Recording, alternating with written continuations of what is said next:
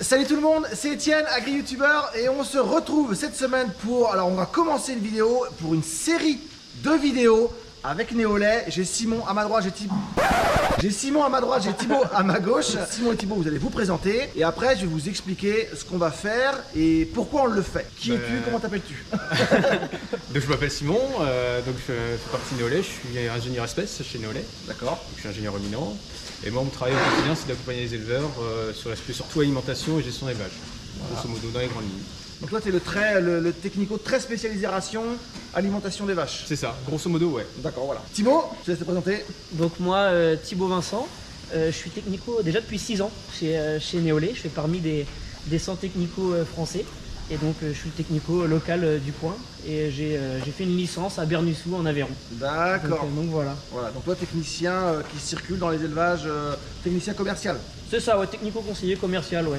Le nom complet, c'est ça. Sur mon secteur, Thibaut, c'est... Voilà. Donc tout de suite, ce qu'on va faire, c'est qu'on va faire quelques mots sur Néolay. Ouais. Tu me présentes vite fait Néolay? Yes. Alors, en quelques mots, Néolay, c'est quoi? Donc c'est une entreprise sur la nutrition animale. Notre ADN, c'est quoi? Vraiment, c'est faire du lait par les fourrages pour optimiser tout ce qui est marche sur alimentaire. Et depuis 18 mois, on a vraiment intensifié cette approche-là avec des nutritionnistes régionaux qu'on a. Ouais. Donc c'est passionnant pour nous, en tant que technicaux, et surtout pour nos éleveurs, pour entre guillemets un peu leur casser la routine, faire une approche technique, économique, pour leur faire gagner en sérénité et puis en temps aussi. D'accord, ok. De temps en temps, je suis accompagné d'un nutritionniste local qui nous accompagne en élevage sur 5-6 mois avec des conseils vraiment personnalisés pour des solutions sur mesure. D'accord, ok. Donc ce qu'on va faire chez moi, c'est pour refaire un petit peu d'historique vite fait. Vous êtes venu me voir, notamment au SPAS, après sur la ferme, on a discuté. Moi, c'est une approche que j'avais pas forcément sur mon élevage. J'étais moi très basique, vous savez, maïs en silage d'herbe, colza et entre guillemets point barre, et un minéral très basique. Là on va essayer un peu plus de rentrer dans la technique vraiment de la ration, d'améliorer les performances des animaux, performances économiques aussi évidemment. Donc surtout, je vais être cash. Moi je pars plutôt sceptique. J'attends de voir en fait, voilà. J'attends de voir ce que ça va donner. Enfin, j'aime beaucoup l'approche que vous avez sur le côté très technique parce que moi c'est pas forcément mon approche que j'ai naturellement sur le truc. Dans ces vidéos là vous allez voir ça va être très technique, vous allez apprendre je pense pas mal de choses sur les vaches, sur l'alimentation, la rumination, le minéral évidemment. Donc ce qu'on va faire maintenant c'est qu'on va rentrer un peu plus dans le détail du sujet et on va parler de quoi? Vaches. On va parler des vaches et du rationnement des vaches laitières. Donc là, comme vous voyez, les vaches, j'ai modifié un peu la ration. Il n'y a plus de régras. Régras trèfle, c'est terminé au niveau des silos depuis 15 jours, 3 semaines à peu près. Avant, j'étais en ration ensilage de maïs, ensilage d'herbe, donc régras, trèfle, colza, maïs humide et orge et colza au robot de traite. Maintenant, on est passé sur un plat unique, on va dire maïs, avec du foin. On a rajouté un peu de foin, on va vous expliquer. Simon va vous expliquer pourquoi on a rajouté un petit peu de foin. Donc on va un petit peu plus rentrer dans le détail de la nouvelle ration, puisque ça a quand même modifié au niveau des vaches, détail de la nouvelle ration avec Simon. Alors on a mis plus d'ensilage d'herbe déjà, ouais, qui est un bon diluant. Or le maïs il est bon, ouais. C'est un bon maïs irrigué. Donc pour éviter que ça parte en cacahuète au niveau digestion, on a remis un peu de foin, on va ramener aussi de la fibre tout simplement, pas trop. Donc on est passé sur à peu près 2 kg de foin. Ouais, c'est ça à peu près, ouais. Et le reste en maïs, c'est colza quoi. Et on a ajusté un peu le colza pour rattraper la protéine qui avait dans un sillage d'herbe. Ouais, exactement, c'est ça. Donc ça c'est parfait. Ça c'est le parti visuel de la ration. Où je vous expliquais le foin avec le maïs. Maintenant, on va rentrer dans la partie un peu plus minérale, un peu plus technique. Et pour ça, je pense qu'on va aller directement voir le minéral au pied du tas de colza. Ça marche. On y va. Donc changement d'endroit, maintenant je vous montre là le sac de minéral qui est là. Évidemment comme la ration a quand même pas mal bougé et l'intérêt c'est d'être quand même beaucoup plus technique, on a décidé de faire un minéral sur mesure. Donc tu vas m'expliquer pourquoi sur mesure, comment vous l'avez fait et puis on verra après les questions.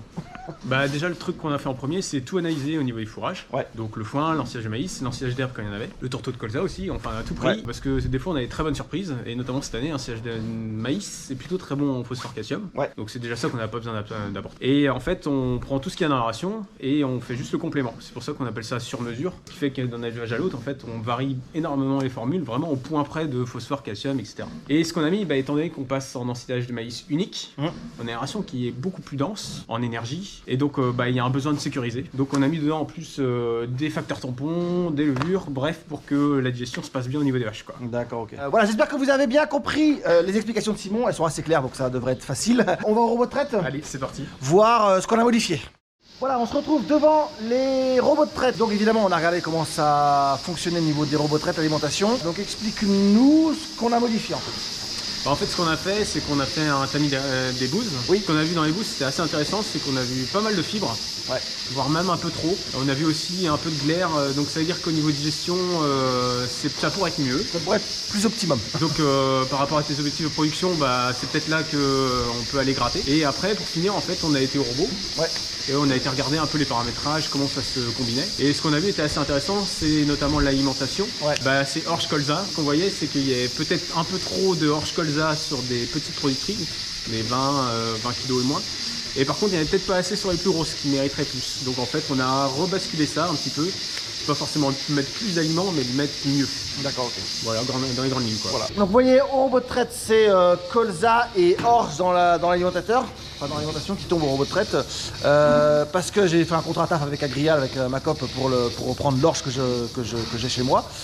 Est-ce que c'est quelque chose, surtout qu'on a un ration unique maintenant, est-ce que c'est quelque chose que tu modifierais toi? Avec le maïs planique, ouais. Surtout que le maïs maintenant il commence à avoir quelques mois. Donc on sait qu'au niveau du rumen ça évolue. Vous voyez en plus des pattes rouges. Donc c'est signe des fois qu'il peut y avoir un peu d'acidose qui se cache. Donc c'est un problème digestif en fait, l'acidose chez les vaches. Donc en fait c'est ça qui est bien avec les robots, c'est qu'on peut adapter. D'accord. Et en fait on verra ça peut-être un peu plus tard, mais ça peut peut-être valoir le coup de changer l'orge qui est un amidon qui se digère très rapidement dans une tonce de vache. À un maïs qui est un amidon qui est beaucoup plus lent en fait à digérer, donc qui est plus facile. D'accord, ok. Donc ça serait éventuellement une modification qui pourrait être faite au robot de traite. Et voir les résultats, ce que ça pourrait donner quoi. Exactement. Ok, parfait. On a fait un petit tour assez complet. Je pense qu'elle a l'air d'être d'accord. Maintenant, un petit tour au tari quand même, petit point tari. Pour vous expliquer ce qu'on va mettre en place. Là, voilà, on se retrouve maintenant avec les taris. Les taris sont derrière moi. C'était un peu le gros souci sur la ferme, un petit peu les taris, préparation vélage et qu'un lot, c'est un peu compliqué. Donc un peu de souci de délivrance l'année dernière. Les vélages commencent tout juste, donc c'est encore difficile de faire un point pour l'instant. Simon va nous expliquer ce qu'on a mis en place sur l'élevage. Là on est en ration à l'eau, c'est pas toujours évident, et quand on avait fait le bilan, ce qu'on avait vu c'est qu'au niveau ration notamment, il y avait du piqué du carreau, des fois on avait le refus des vaches laitières, des fois pas. Donc ce qu'on a fait, on a fait une ration unique, simple, avec du foin, du maïs et ça. Parce qu'on voyait aussi que la ration manquait en protéines, sauf que c'est le meilleur moyen en fait de gagner du lait. Là ça souffle. Ne t'inquiétez pas, mais ça souffle là. Et ce qu'on a fait simplement, c'est qu'on a tout mis à un seul endroit. La protéine, le minéral, les hépatos, etc. Tout ça on l'a mis là-dedans. Tout est là-dedans. Le colza aussi? Le colza. Tout est dans le sac. C'est un colza plus riche en protéines que la norme. Et l'intérêt c'est que pour toi c'est simple à utiliser au quotidien. C'est-à-dire que c'est un seul produit. On en fait soit comme ça, c'est 1,5 kg juste pour info, soit à 3 kg, ça dépend de la formule. Et soit on peut carrément le faire sur mesure pour X ou Y éleveur.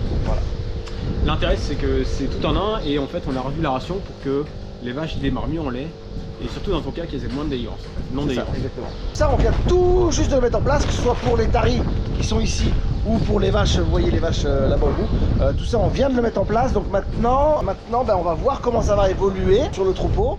Donc on se retrouve là maintenant, vous voyez le bâtiment, le nouveau bâtiment, enfin la rallonge de bâtiment est quasiment finie, enfin les bétons sont finis. Maintenant le charpentier va venir sur scène. Bon bref, je vous montrerai tout ça dans d'autres vidéos. Ce qui va se passer maintenant, c'est qu'on va pouvoir faire plusieurs lots pour préparation, tarissement. L'idéal, dans la mesure est possible, c'est de faire en 2 lots. Ce qu'on appelle une phase sèche, une phase préparation.